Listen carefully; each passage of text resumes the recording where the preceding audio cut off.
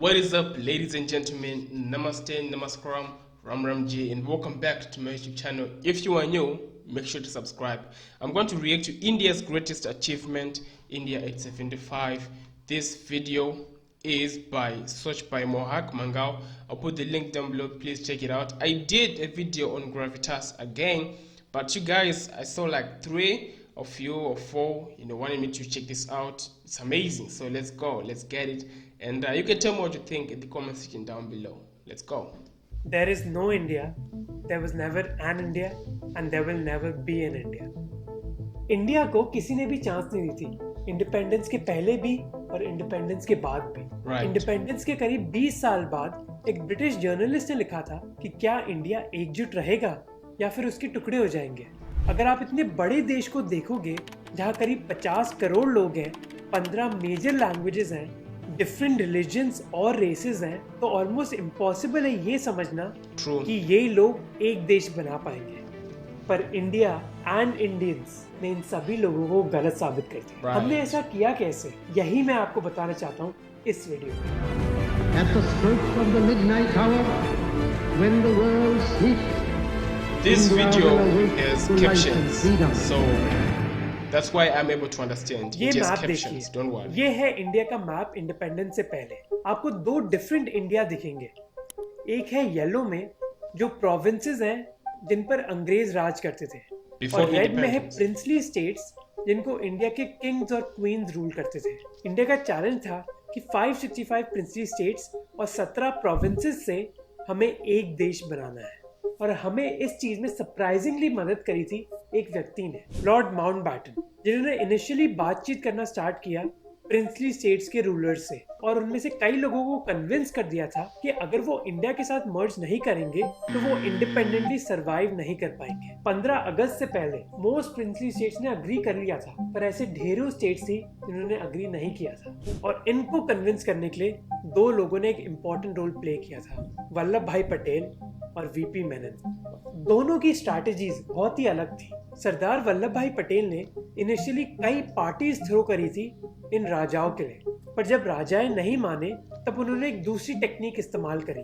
जब मालाबार, उड़ीसा और काठियावाड़ के किंग्स ने अग्री नहीं किया था, तो पटेल ने उनकी स्टेट्स में हो रहे प्रोटेस्ट को यूज किया और कन्विंस कर दिया उन राजाओं को कि एक्चुअली उनकी पॉपुलेशन इंडिया से ही जुटना चाहती है, तो आप उन लोगों के खिलाफ नहीं जा रहे हैं, और अगर आप उनके खिलाफ जाओगे तो आपका रूल करना भी बहुत मुश्किल हो जाएगा। जबकि वीपी मेनन ने ये नेगोशिएशंस डिप्लोमेटिकली करी थी। रामचंद्र गुहा ने अपनी बुक में बताया कि इंडिपेंडेंस के कुछ महीने पहले न्यूयॉर्क टाइम्स वीपी मेनन के बारे में 2 डिफरेंट न्यूज पब्लिश करता था हर दूसरे दिन। एक न्यूज होती थी कि कैसे वीपी मेनन एक प्रिंसली स्टेट में ट्रैवल कर रहे हैं, और अगले दिन न्यूज छपती थी कि उस प्रिंसली स्टेट ने ऐलान किया है कि वो इंडिया के साथ मर्ज करेंगे, जिससे हम देख सकते हैं कि वीपी मेनन ने अपना काम कितना स्मूथली करा था। तो पटेल और वीपी मेनन ने एक यूनिफाइड इंडिया बना लिया था, पर अभी प्रॉब्लम्स खत्म नहीं हुई थी, क्योंकि इंडिया की आजादी के लिए बहुत The freedom to burn, loot and murder. While Delhi and Karachi were celebrating, central Punjab was burning. Nobody in India will love me for what I did.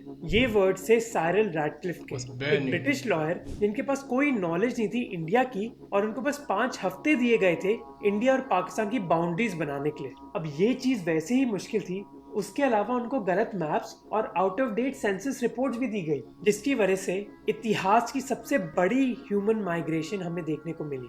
The houses are on fire, people are running, killing each other. Even on the railway track, you see dead bodies. जहाँ करीब 1.5 करोड़ लोगों को अपना घर छोड़ना पड़ा। अब इन लोगों को सेटल करना अकेली प्रॉब्लम नहीं थी इंडिया की। इंडिया को कई आर्म्ड इंसर्जेंसी से भी गुजरना पड़ा, जैसे नागालैंड में।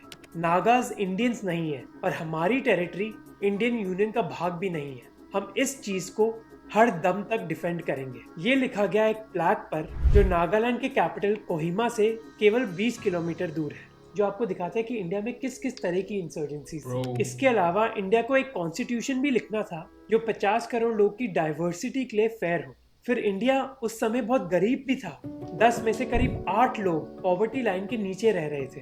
इन प्रॉब्लम्स की वजह से किसी भी देश का एकजुट रहना ऑलमोस्ट नामुमकिन के बराबर है, और इसके हमने कई उदाहरण देखे इतिहास में। जैसे रिसेंटली सूडान का डिवीजन हुआ एक नए देश साउथ सूडान को बनाने के लिए, क्योंकि साउथ सूडान में बहुत ज्यादा गरीबी थी और इन लोगों ने अपनी सरकार के खिलाफ प्रोटेस्ट करना स्टार्ट कर दिया। अब सवाल यह है कि इंडिया इस चीज से कैसे बच पाया। थैंकफुली हमारे लीडर्स को पता था कि अगर हमारी जैसी डिवर्स कंट्री को एकजुट रखना है तो उनको कई प्रॉब्लम सॉल्व करनी होगी, और वो होगा हमारी सोशल और इकोनॉमिक कंडीशन को इम्प्रूव करके। क्योंकि अगर हम डिफरेंट लोगों को इनफ रिसोर्सेज देंगे तो उस देश में ज्यादा स्टेबिलिटी भी होगी और कम फाइटिंग भी।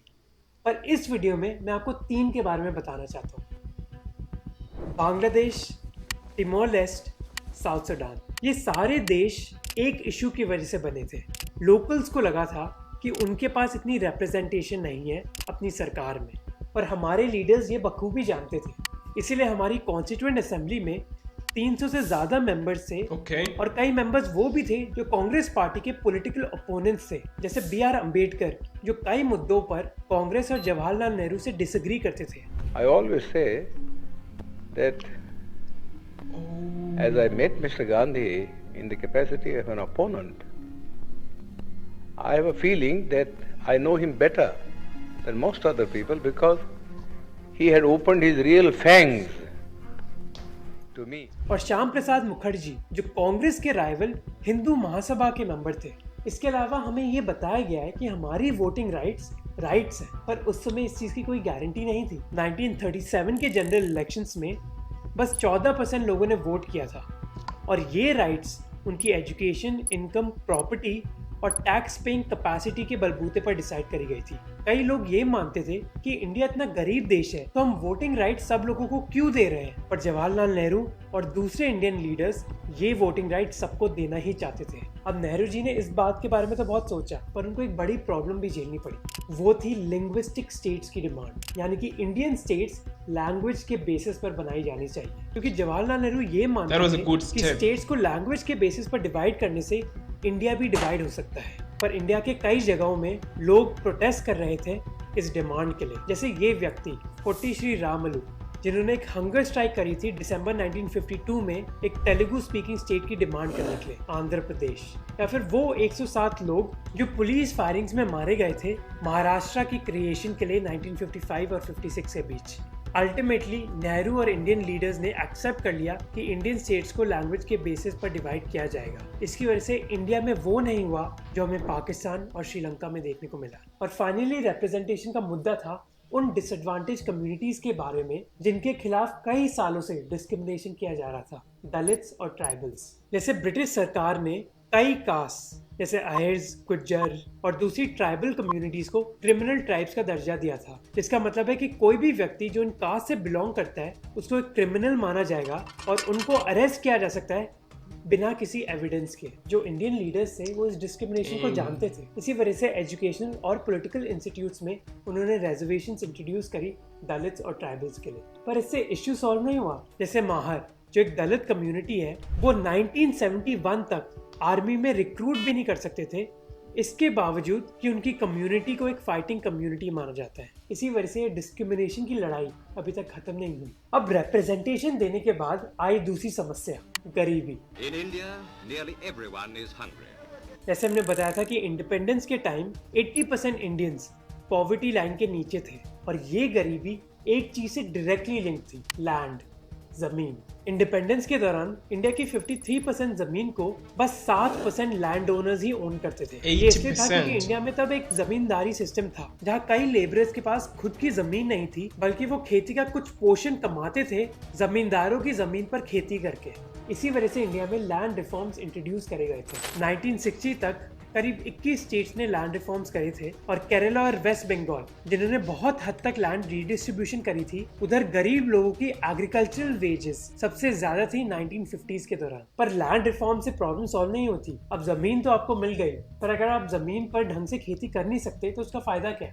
सिचुएशन तो इतनी खराब थी 1960s के दौरान कि अनाज यूएस भेजता था हर दिन, वो भी 3 बड़ी बड़ी शिप्स में, और ये सारा अनाज एक दिन में ही खत्म हो जाता था। सोल्यूशन आया जब एक अमेरिकन साइंटिस्ट ने एक हाइब्रिड सीड डेवलप करी, जिसकी वजह से हमने एक ग्रीन रेवोल्यूशन देखा इंडिया में। इस ग्रीन रेवोल्यूशन की वजह से पंजाब, हरियाणा और वेस्टर्न यूपी की जमीन की प्रोडक्टिविटी बढ़ गई इस हद तक कि कुछ ही सालों के अंदर इंडिया में इतना अनाज आ गया कि स्कूल, सिनेमा हॉल और ट्रेन भी हमारे अनाज को स्टोर करने लग गए। इसके अलावा किसानों की इनकम्स भी बढ़ी। जैसे 1980 में पंजाब और हरियाणा की per capita income Indian average से ज्यादा थी।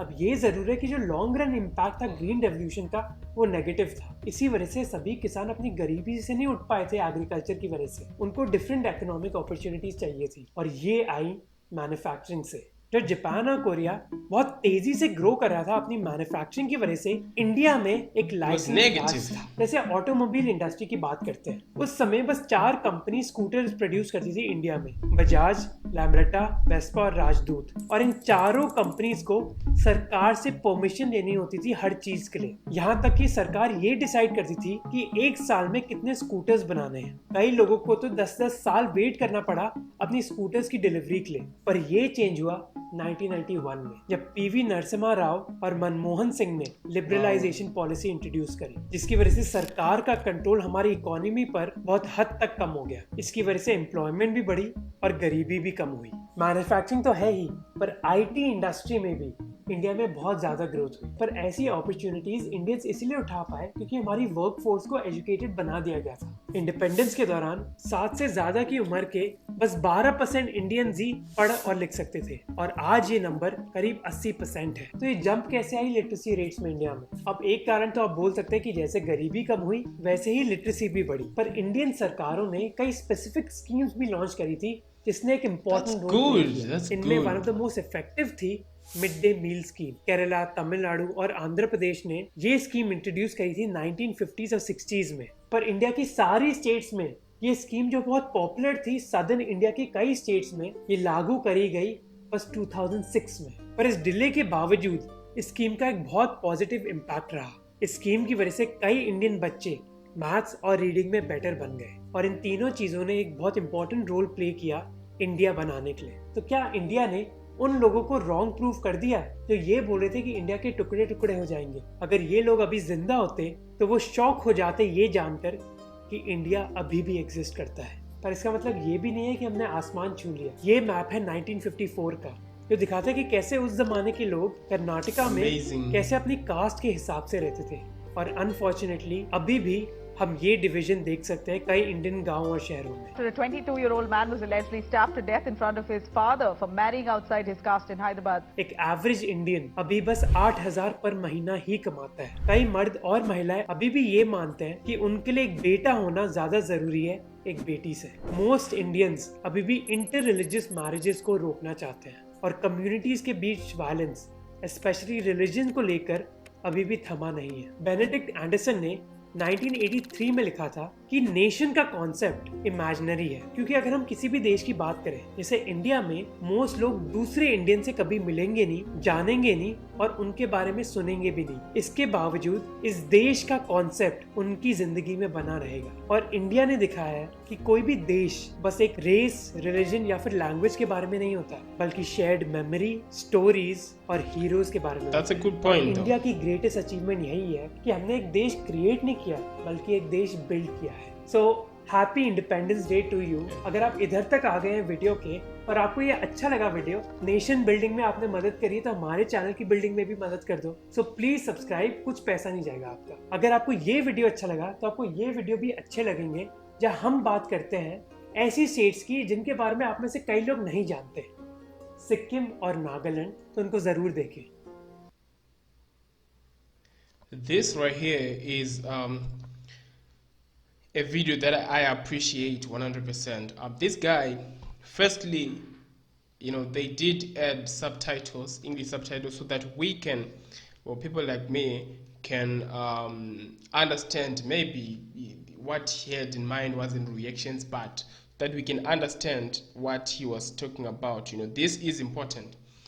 And all the points that he gave here were so much more than the other videos that I've created, because if you look at it, everything that he did was a movement. It was like in stages. up to the last point where he pointed out that the greatest achievement in India was building a nation. Not bringing in all the negatives actually that were coming out from the outside, saying you guys, you can't stay together, you can't be united, this nation will not stand. But amongst all that, I am not saying that you guys are perfect. I'm saying you guys, have been doing the best that you can, and it has been working, and you are on the road to perfection. You are on the road, you are on the right path. And just looking at these steps, where you began, where you came from, and up to now, like the speech of Modi yesterday, the Prime Minister Modi yesterday, you can see that everything is in line, and the movement that you have, heading to the right direction, heading to that place, that is required by all to just come together and be one. That's what you guys have done. Because I haven't seen any country that is so patriotic, a country that is so loves, its people and just the country itself.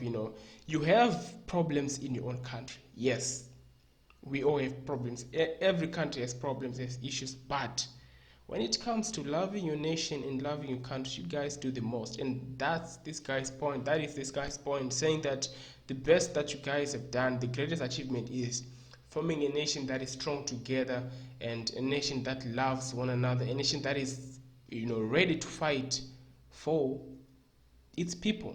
And that is important. Much love to you guys, and shout out to this guy, man. I'm gonna put the link down below. You check it out. Much love to you guys.